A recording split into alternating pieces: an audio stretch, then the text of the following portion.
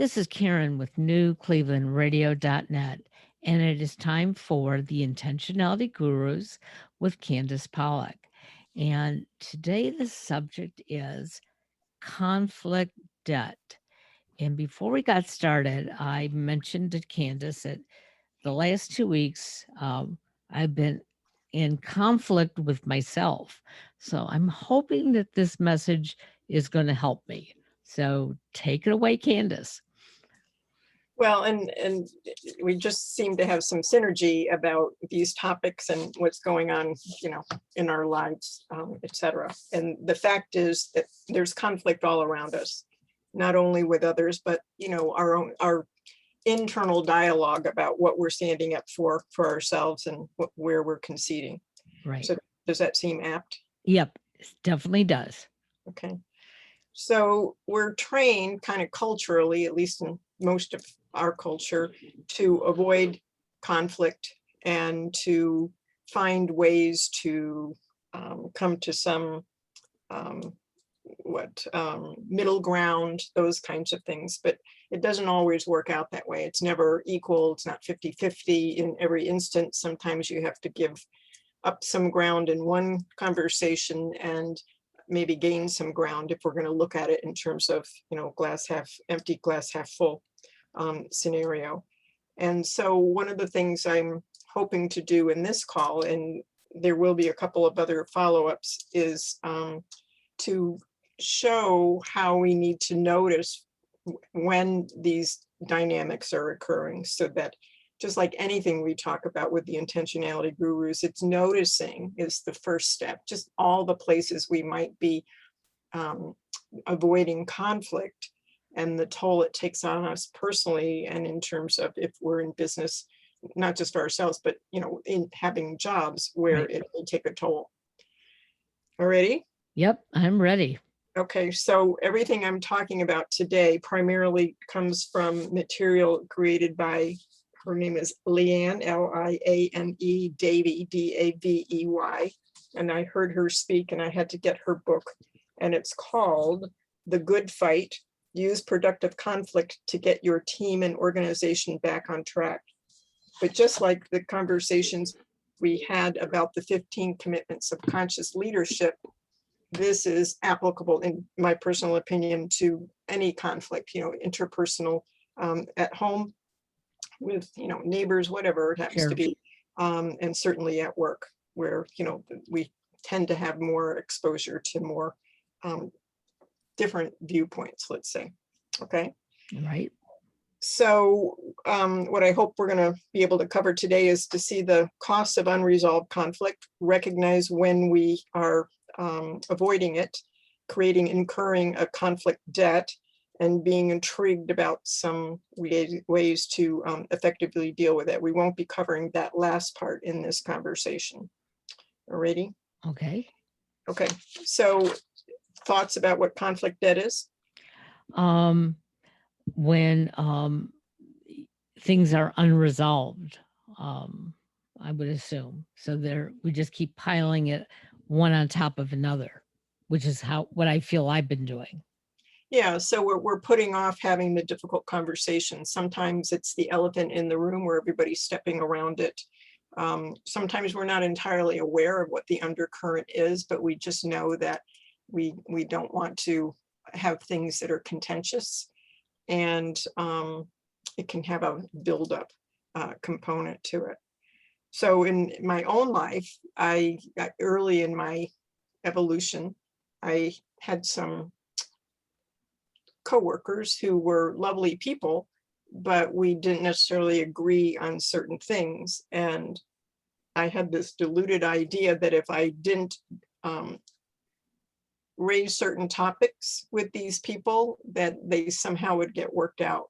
And what it ended up doing was I was stifling more and more and more, which then meant that I was coming to the conversation more charged, and certainly not in the right frame of reference to maybe see other viewpoints. So conflict debt, according to Miss Davey, is, and this is her area of specialty, is basically any time that we are avoiding a conversation or somehow dealing with or even raising the topic with others in terms of what we are have some reservations about. And it is in essence, again, that's that elephant in the room, but we're leaving it undiscussed or not fully discussed, unresolved, postponed, and we're just trying to get on the other side of it. Most of the time we're thinking that it's too hard to deal with either in the moment, maybe we'll have more energy later, or things are a little too hot right now. And she's certainly not suggesting that you take everything head on, because that's not necessarily a strategic thing. But the idea is to be aware of what's going on, and then there are going to be some subtypes. All right. So the direct cost, we'll cover the direct costs of this kind of accruing conflict debt, and then the indirect costs. And she likens it to like credit card debt, when we're incurring interest, when we don't pay off the balance, for instance, and we just keep carrying that interest forward and forward, and then we finally get to a tipping point where it's not easily or as easily resolved. So the first subset of avoiding is deferring it, saying, I'll deal with it later, I'll deal with it later. And I certainly remember vividly having some difficult people in my work life who would go from 0 to like 100 in terms of volatility, merely if I were to say, I need to think about that. No, I need, they expected me to be able to make a decision in the moment. And at first I had that sense of, gee, what did I do to provoke that? And then it took me a while to realize this person always goes from 0 to 100. It's not personal to me. All right. But my that was one of my trigger points. But we can sink into more conflict debt the more we are not aware that we are deferring. So basically, postponing conflict can actually lead to more conflict later because it hasn't been dealt with. Absolutely. Absolutely. So is that relevant to what you were describing in your experience? Yes. So part of it is business, part of it is with personal relationships. And that, as I've said before, I've always been a do it now person. If there's something that needs to get done, get it done. And then, hopefully you'll have time after you've gotten done to move on to something else or to take a break. And I started getting telephone calls or messages from a couple people just demanding a lot of my time. And I would, respond back at first very politely, like, what's going on? Why do you need me so intently now? This isn't either part of our relationship or part of my job. And it always was, or what I was hearing from them was, I just know that you'll do this for me. And I was getting upset with myself because obviously I had created this persona that, because I'm a do it now person, I'm just going to take care of not only my issues, but everybody else's. And when I went to confront these individuals, I felt like I was losing a body part because they just couldn't understand why I either couldn't do what they wanted or I needed time to resolve what they wanted. And so I've been why were watching. you withholding something they needed from Yeah. And I kept saying to myself, they really don't need me. It has nothing to do with me, but they want to lean on somebody and I'm the person. And if I don't let them lean on me, am I going to be responsible if there's a bad outcome? I know if there's a good outcome, Um, I'm not even sure I'm going to get a thank you, but And you may not let yourself take credit for it anyway. right. And so because of these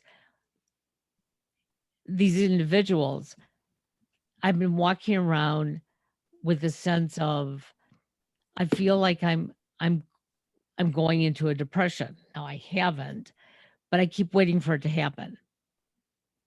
And this morning I woke up and I said to myself, we're doing the intentionality gurus today. This is exactly what I need. And I went back and listened to one of our old podcasts. And when I heard us talking about was that I had to take care of me before I could take care of anybody else. Mhm. And I haven't been doing that the last 2 weeks. And it dawned on me that, hey, that's where I have to start. And it was like, so everything that I did today at my first job, it was, yes, I was helping people because that's my job, but I was doing it in such a manner that I was helping myself as well. I was doing it in a way that I felt comfortable. And I turned out to be very successful today at what I was doing. And then I came home and there was a young man demanding something of me here. And my first reaction was, you know, that's not my responsibility. Um, if you need help, I'll assist, but you can't put it on me. And I think that's, something that I don't think about. I let all this debt collect. And if it weren't for n- having this knowledge that I have garnered through these podcasts, I could make myself very ill. And I think a lot of people do make themselves ill because they just put it all on their shoulders. And next thing they know, they're falling apart. Yeah, and if not ill, then sometimes miserable because Okay. Yeah. it kind of comes under the heading of you can't please because you're setting yourself up for others people's expectations are built up to expect that you will do things for them and you've accommodated in the past out of whatever mechanism, and when you want to put some limits on it, some boundaries on it, they resist. Right. Exactly. And then you feel bad. You got it. So feeling less than generous, I suppose. Yes. Which is probably, they're not unhappy about that, maybe not consciously, but they will be the beneficiaries of your generosity, and more or less an expectation. Yes. So according to the book, and it really resonated for me. It not only has the cost, as you point out, on the possible physical illness and so on, but certainly the emotional part in terms of this is where resentments can build up. This is where, somebody will say, geez, what's that person off, him or her off, when it wasn't actually the moment at hand, it was the buildup of the moment at hand. And that's the point where we're pulling all that unresolvedness, all those prior episodes along with us. And, I'm mad as hell and I'm not going to take it anymore from a movie from, I don't know Right. what era. Oh, that was like the 60s or 70s. 70s. Yeah. I saw Yeah. it not too Yeah. long ago. That's why it's still in my brain. Yeah. So the point is we can sink into the conflict debt, one, by just not noticing when those things occur. So, kudos to you for noticing. And then that alone, it sounds to me, helped you do a little bit of a pivot. Yeah. And, it's interesting because when my husband and I first got together, um, his biggest complaint about me was I held grudges. Now, I didn't think of it that way. And now I think I can explain it to him better. What I was doing was I was holding on to all these conflicted feelings I had about different things in life. And I would hold on to it thinking, like you said, I'll get to it. And the way I was getting to it was it would build up and then I would explode. And maybe I was upset with him for not taking out the garbage, but instead of saying that, I brought up, 120 different complaints, and maybe none of them had anything to do with him. And, I've seen that in business, like the problem is X, but we're going to talk about everything up to X. Most definitely, yes. So she talks about that explicitly in the book. So the idea is that by not dealing with it earlier, it builds up steam. And then what I thought I heard you also say is more or less you were conflicted about feeling conflicted, like you should be more generous or you should concede, but you got to the end of your leash in essence.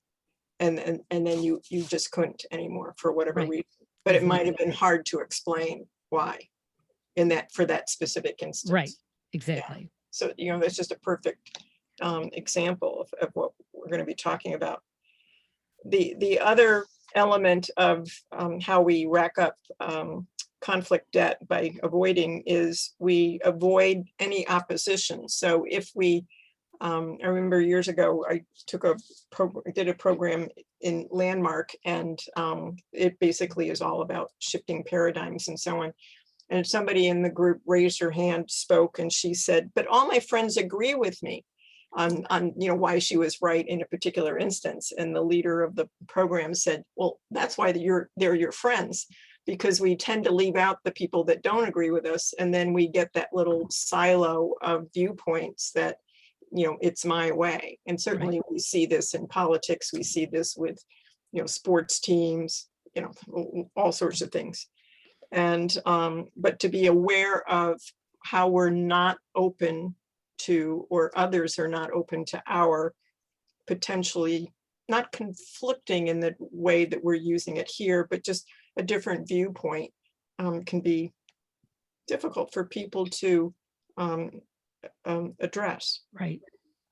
And I don't know if you've had any friends like that. I mean, I have one that if you disagree even on one little element, she just kind of gets really threatened by it. And it means that you can't have any kind of candid conversation just to say, is there any possibility you could see another viewpoint, because it's important to me? And that's sometimes a helpless feeling. I remember growing up, my mother had a friend who was just like that. My father could not stand to be in her company. And I remember hearing them talk about it because this woman had been my mother's friend from elementary school all the way through their young adulthood. And my father would always say, if you want to get together with her and her husband, you go, I'm going to stay home. He didn't, he would go. But what we would hear in the house afterward is it's tiring being in her company, because even when she's wrong, she's right. And my father, I won't say, he was somebody who would just sit back and not have a conversation. Okay. But he said when he was with her, it wasn't worth having any conversation. And so this woman then would go to my mother and would make comments like, why are you married to him? He's unsociable. And my mother knew what would happen if he opened up his voice, opened up his mouth. He probably would have told her off and ended the relationship. But there are people like that, you know, they can destroy a friendship because, they always have to be in the right. Yeah, and one of the places it arises from is the avoiding of the risk of having any opposing view. It's just, whether it's ego on the line or some other dynamic going on, but just noticing that, how is it that we might be engaging in that subset of avoiding conflict. Yep. And then the last part is avoiding friction. So this would be just, we talk about the topic in general terms, but we're very PC about it. And I don't mean that in the traditional ways we talk about PC, but we more or less are talking around the edges of it and not getting to the root causes of things. And the difficult topics still remain undiscussed, which means then the conflict debt is accruing, at least incrementally, beneath the surface. And any examples that you might have on that? The majority of my life. To name one or two. Yeah. So one of the things that I find here in our household is that, we don't always agree, which is normal. However, my son, if you don't agree with him, and he hears me say this all the time, so for our listeners, I'm not saying anything that I wouldn't have said in front of him. But if you don't agree with him, he becomes very argumentative. And it shuts my husband all the way down. So as soon as my son raises his voice to say, "You're wrong, I'm right," my husband doesn't say anything. And then I feel like I'm in the middle of it. And I've been slowly pulling myself out of the middle, because there is no winner in that case. My son is right because he says he is, and dad's afraid to talk. So I just sort of like now pull myself out, where in the beginning I would, try to get the two of them to try to tell their sides of the story, whatever it was. And it didn't work. It just became worse. There was more conflict. So in some ways, we bury that conflict because we just don't want to deal with it. So it's a shared burying. Right. Everybody steps around it. And, Right. and what toll do you think that takes on the family, Or individually or collectively? So for all my listeners, my husband and I went into therapy about it because I just said, I was tired of being the middle person. And we are slowly talking about those things that, we thought were easier to bury and not discuss. And they're not even big issues. As we're finding out, they're the smallest issues that, now we sort of laugh about. And so it helped us to both of us recognize, hey, I'm shutting down when Alex raises his voice and Karen no longer is being the mediator. Okay, how do we deal with this? And one of the things the therapist told the two of us was, use your voice, when you need to, try to choose the right words. Don't follow, his rage. And if you're going to follow his rage, that's when you have to remove yourself and find another time to have the discussion. So there are times that you are going to have that debt. Exactly. And to recognize it. So when you do and when you don't, and you can strategically come around and discuss it when it's less hot. Exactly. Yeah. And another example, and it wouldn't necessarily work in that setting that you just described, but my husband shared a technique that he shared with people. He was a psychiatrist, and it was, envision that we're sitting at a table on opposite sides, and one of the people at the table is putting a topic out there in the middle of the table. It's not pushing it to the far side where the other person is, and not holding it close to themselves on their side of the table. And then the other person has the option to pull it towards them and inspect it and discuss it, or to leave it there. They don't have permission to shove it back at the person who placed it out there. And I always thought that was an effective thing, not always easy to do in the moment, but after the fact, when inevitably we're doing our post-mortem on the conversations, right? To remember, oh, okay, that's where something went a little bit of awry because somebody was pushing it over, on one side of the table or the other. And that's almost similar to what the therapist had said that, just because, and she used it between my husband and I, just because I want to talk about um, why I served, meat for dinner rather than chicken, um, this may not be the right time. And we may not even have to discuss it. So her comment was, Karen, you can say that you want to talk about something, but if Rich isn't ready to communicate with you about it, he doesn't have to, and Right. vice versa. Can't force And some people, right? yeah, and it was like, both of us looked at each other and said, we never thought about that. We I always know, thought isn't that, it amazing? yeah, communication, talk to each other. And she said, no, because maybe the subject that you think is so important right now, 5 minutes from now is going to have no importance. But if you bring it up now, you're going to create a conflict. And so Yeah, and I think that illustrates a perfect point that it's not always the topic, it's the underlying dynamic that we need to notice. right. And we don't have an obligation to change it in the moment. We just noticing it will tend to give us that fork in the road where we, Yep.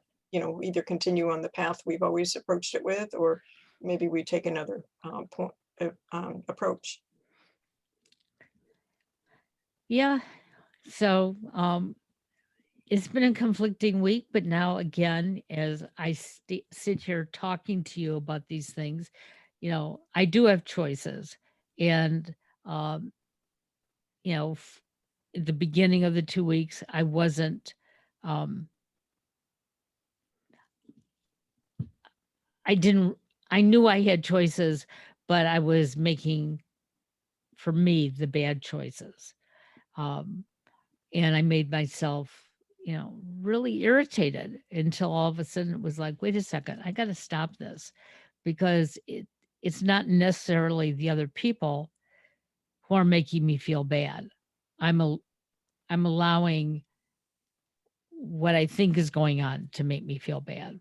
Well, and that goes back to one of the original podcasts we had about that dynamic of, the four boxes on the same plane, the the event, the thoughts, the feelings, and then the behaviors. So we often live as if the event caused the feelings that triggered the behaviors, but it's really the thoughts about the event that Right. trigger, everything downstream.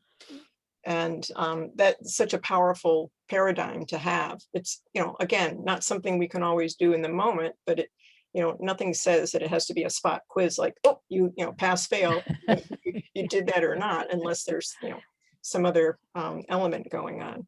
But it's just to be able to go back over it and notice it.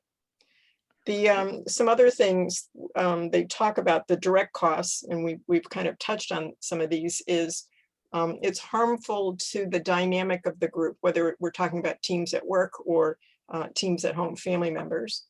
And it can undermine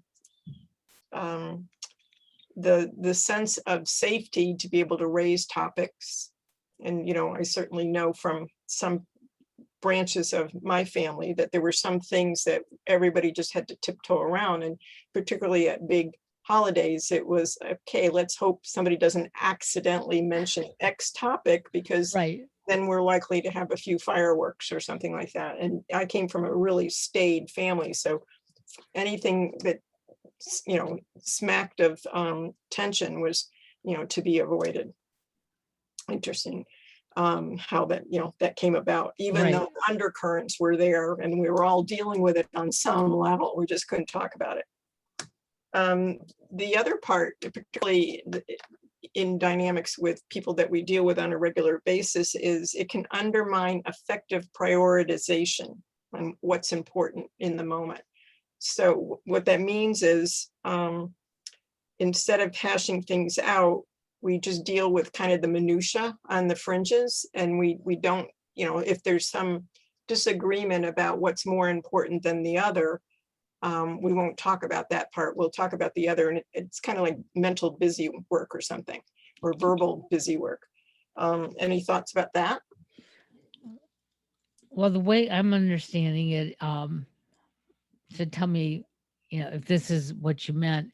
So, like last night, my husband and we had to run an errand, and because we were running the errand late after work, he said to me he was going to take me out to dinner, and I said fine. And this happens all the time when we want to go out to dinner.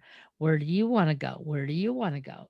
And so we pulled into this parking lot, and I said, oh, he had mentioned a place that he wanted to go to. And I said, yeah, that's fine with me. And he said, well, I want to take you to a place that you want to go to. And I said, no, that's fine with me. And he said, no, you're not listening. And they pulls into this other parking lot. And I said, oh, where are we going? Because that wasn't towards the place he wanted to go to, or he said he wanted to go to. He said, well, I was wondering if it would be okay to go here. And I said, yeah, that's fine too. But what he wanted me to say was he wanted me to tell him where I wanted to go eat. And just saying it was okay to eat there was not good enough for him. Does that make sense? Totally. Okay. So the idea is that he wanted to hear a more affirmative excitement or something about it. Yeah, he said it was important to you and higher priority for you. Right. And I just said to him, no, I mean, I hadn't eaten all day. It was already 8 o'clock at night. Truthfully, if he said, we're going to go home and I'm going to make you toast, I would have been happy. It would have been fine. But I was okay to go to a restaurant as well. And both of them sounded good to me. And when we were driving home, he said, you do this all the time. You don't tell me where you want to go. And I'm not a picky eater. And so it's like, so I have to tell you the exact name of the restaurant. And he goes, yes, I would like that. And so I'm going to try to remember that. But, it created an angst for him. He said, are you sure you really want to go here? I was like, yeah, that's fine. So what did that represent to him, that versus you just more or less He thinks I'm acquiescing to a choice versus affirmatively stating what your choice was? So he thinks that by just saying yes, or that sounds fine, I'm giving in to his choice. And which I think is sort of funny, because if he would have pulled in and said that we were going for Mexican food, I probably would have said, no, I'm not in the mood for that. And then maybe I would have mentioned another restaurant. But because it was something that, appealed to me, and I just said, okay, that's fine. He said, you're always given to me. And it's like, well, maybe because we're on the same wavelength, like we like the same things. But what's the emotional message he's sending with that statement? You always give in to me. That I don't make my own choices. And why is that emotional for him? Because he likes to make me happy is his constant thing. And he's afraid that he's not making me happy if I'm giving in to him. So how does that make you feel now that you said it? He should understand how I think. No. I guess I'm finally starting to understand it. Prior to this dialogue we've just had, I never thought of it in that respect, and then it comes out of my mouth. Okay, and I I can see where he's coming from. If I want to make you happy, then tell me what it is that makes you happy. And, Or I, participate in that. yeah. Yeah. And what I probably could have done yesterday was say, oh, yeah, we haven't been here in a long time. Oh, I would really like to go here. But I didn't say, I really would like to go here. So I have to start thinking about my words as well. And maybe he needs to understand that it's, if it were important to you, you would speak up, and if Right. not, Exactly. you wouldn't necessarily. So one of the other things that the direct cost of avoiding conflict is it stifles innovation. And the idea is that it can reduce diversity. And, we're seeing this on the national scene in terms of certain things that I know are dangerous to talk about, but in terms of having diversity on particular committees and that kind of thing. And but it happens at work where, the classic is the yes people, the yes man or the yes woman. And so any thoughts about how that might show up for you, either at work or otherwise? Um, so again, because I'm a people pleaser, um, Or you have known yourself to be a people pleaser? yes. Okay, thank you. That's a better explanation.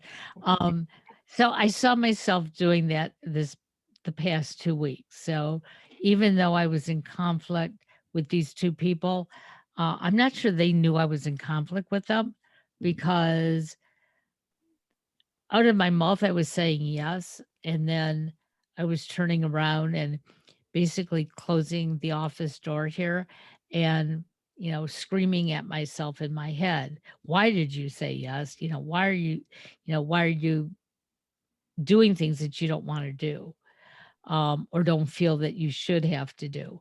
um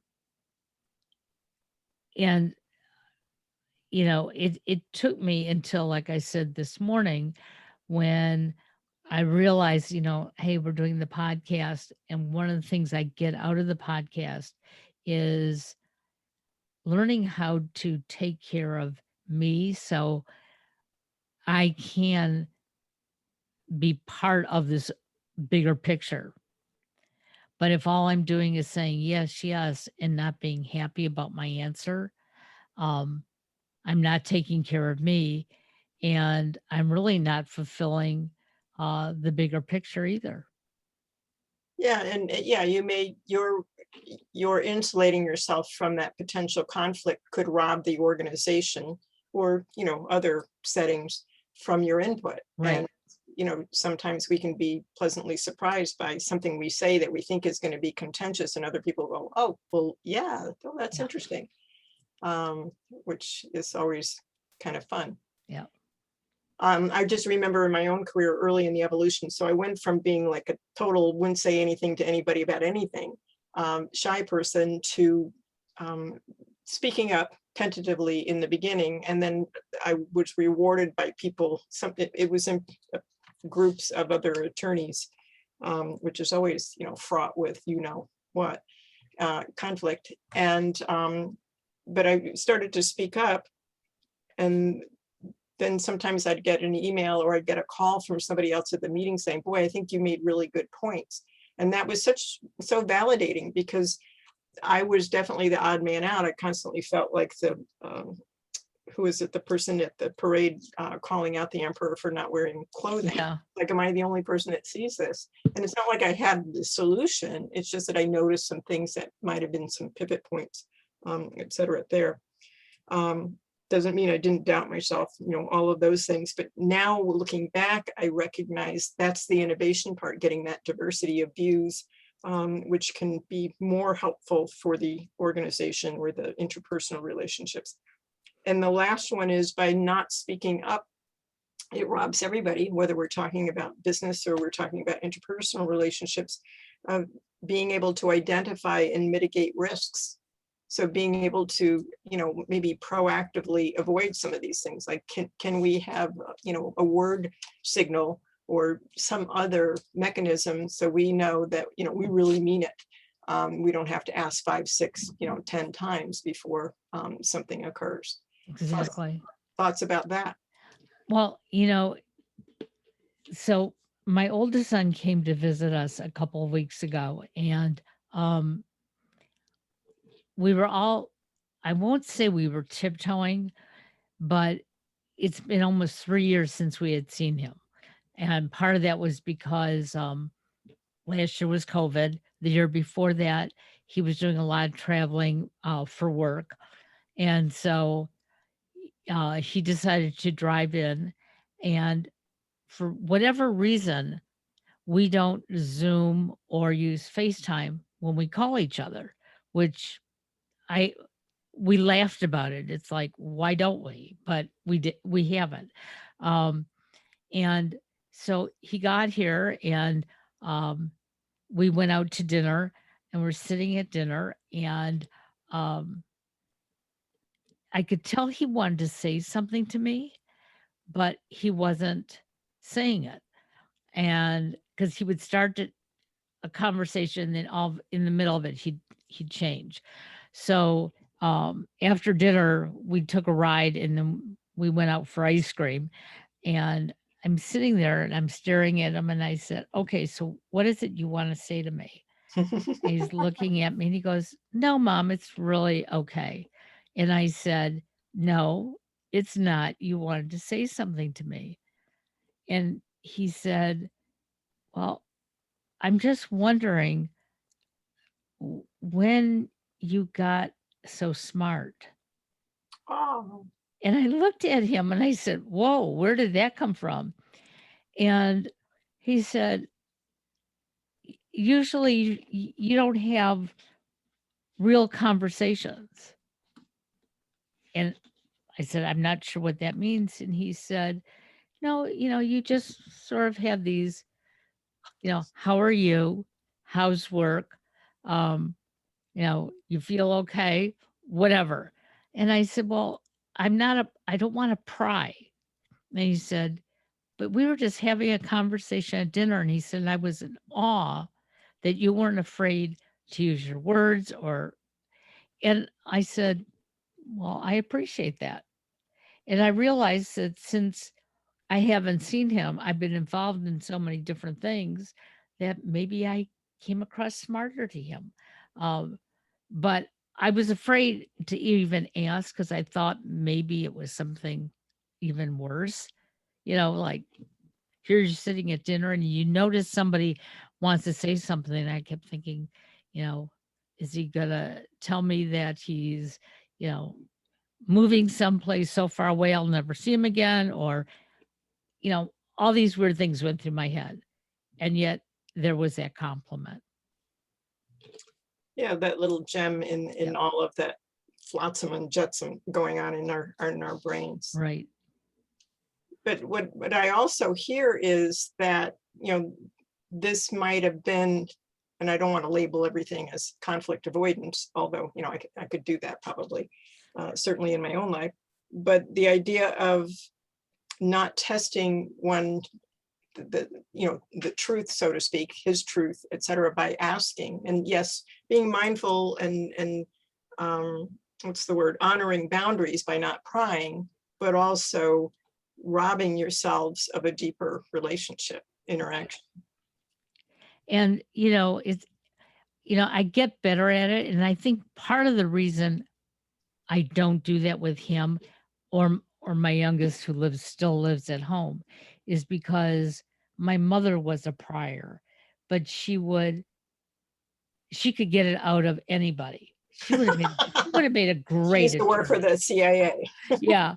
Um and um my older son, absolutely, he loved her to death, but hated that part of her because she would get us to say things that um you know all that debt that we were holding for something else, the more she would pry, then we would just throw it out in the air, and whoever caught it, um, had, blood all over their hands.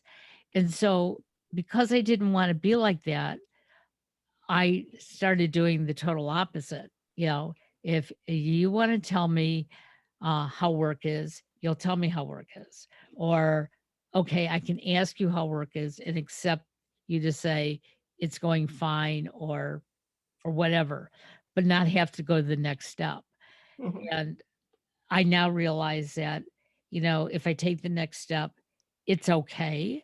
If he doesn't want to answer, he's just not going to answer. And that's okay And too. you can accept it without making it something Right. bigger. Yeah, Exactly. yeah. Wonderful, wonderful. Well, some of the intangible things, the indirect cost of avoiding conflict is, we've already touched on. The longer you postpone it, the bigger it becomes. But the other part is within family members as well as teams, others can disengage because they more or less give up. Like, what's the point of engaging in a conversation? So it stifles that intra-communication. And then there's the loss of trust, that you can't rely on the other person to say the things they should say. And you were talking earlier and I was thinking, boy, I remember I have some felt sense memories of those scenarios where I thought something needed to be said that the other person was withholding, and that was totally wigging me out. If they just say something, then I could deal with it. And one of my sisters had a phrase like, I gave up mind reading a few years ago, so you're gonna have to tell me.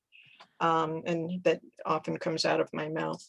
And then finally, that it creates a culture of not getting to the root causes of what's going on and stepping around things. And I certainly, in the coaching I do, primarily with lawyers and their teams, it's a cancer in the firm, in terms of what the team wants to say about the owners and what the owners want to say about the team, and nobody talks about it. It really takes a huge toll.